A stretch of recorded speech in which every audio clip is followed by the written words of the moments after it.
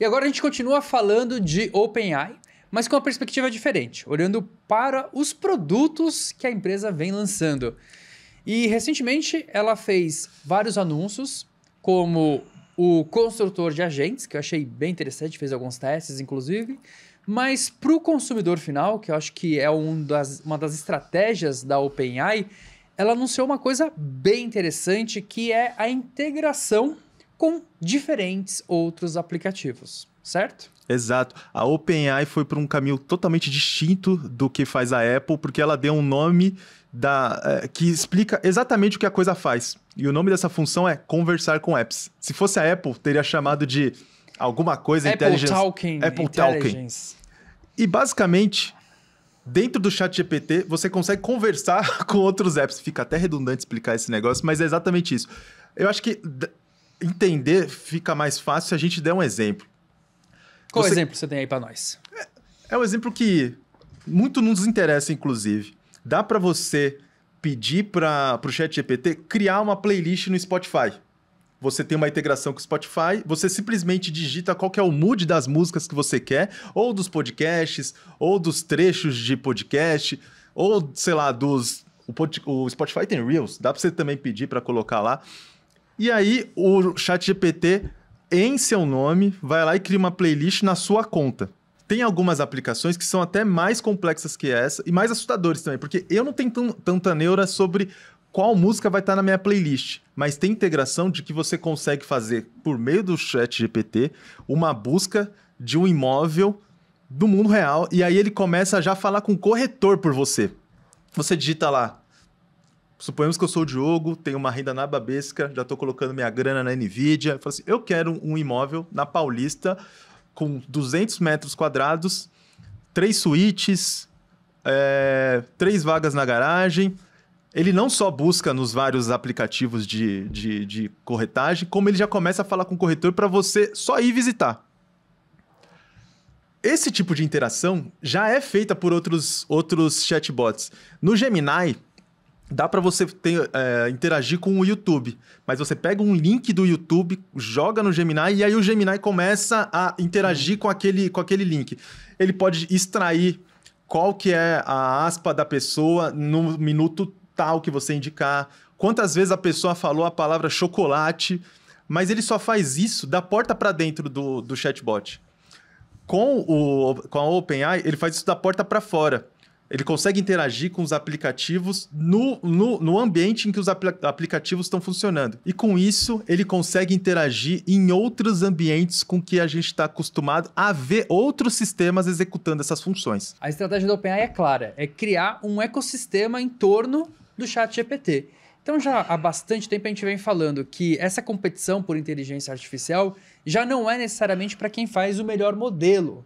Porque esses grandes modelos de linguagem, eles já atingiram um patamar de desempenho parecido. A gente até fala um conceito que é a comoditização da inteligência artificial, porque elas estão muito parecidas no desempenho. Então, o próximo passo é quem vai conseguir criar o melhor ecossistema, dependência de uso, melhor integração. E isso a OpenAI ela vem investindo muito em produtos para o usuário final, ou seja, pessoas comuns do dia a dia. E esse é um movimento que deixa isso mais evidente. Então, é você criar essa relação com outras aplicações, outros aplicativos. Eu vou dar um exemplo prático meu.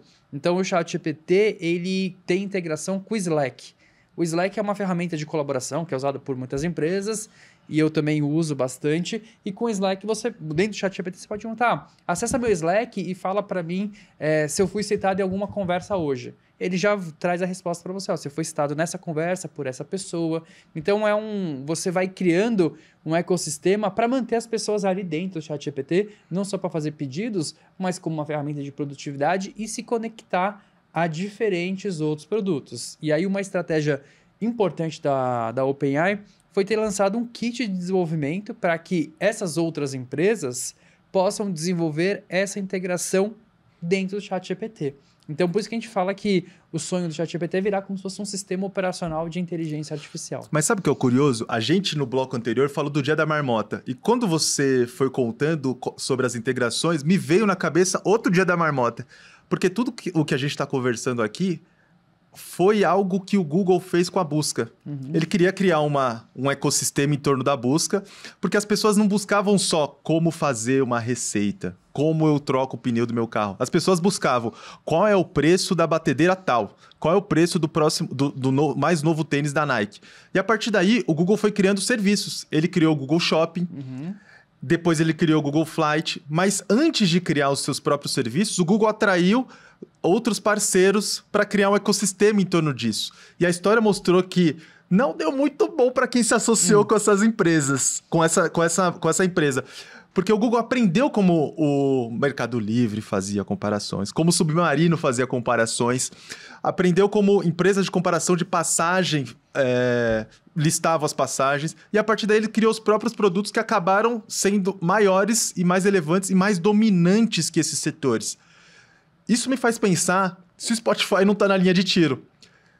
Se talvez daqui a pouco você já vai poder pedir uma música da Ana Castela em formato de rap a partir do chat GPT.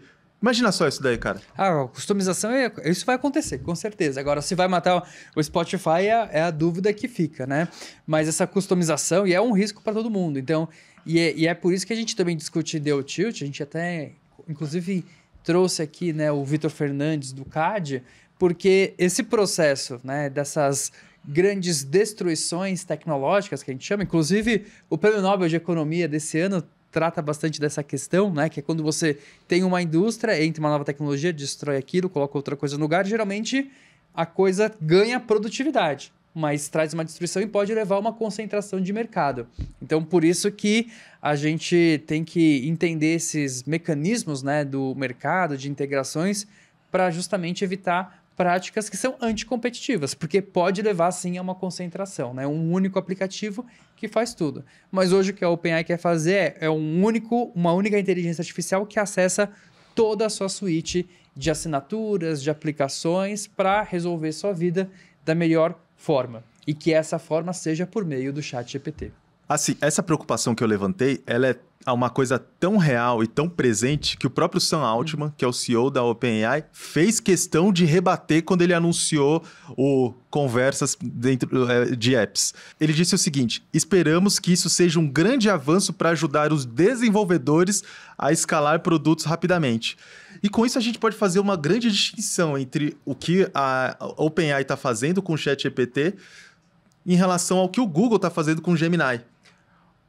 A OpenAI está tentando atrair desenvolvedores que façam produtos para o consumidor final. Tanto é que o grande exemplo aqui que a gente citou é uma integração com o Spotify. E quem usa o Spotify não é uma empresa. As empresas até usam, mas é um consumidor final. E ele pode, pelo chat, modificar coisas da sua vida em outras plataformas.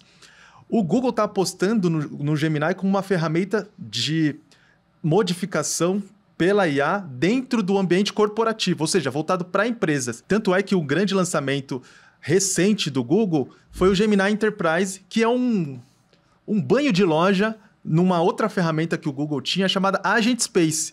Ou seja, já tinha uma ferramenta para criar agentes de IA, que são aqueles robôs que fazem tarefas autônomas em nome das pessoas dentro de empresas. E aí eles colocaram outras funcionalidades ali dentro. E essas funcionalidades, elas empoderam os funcionários. Por quê?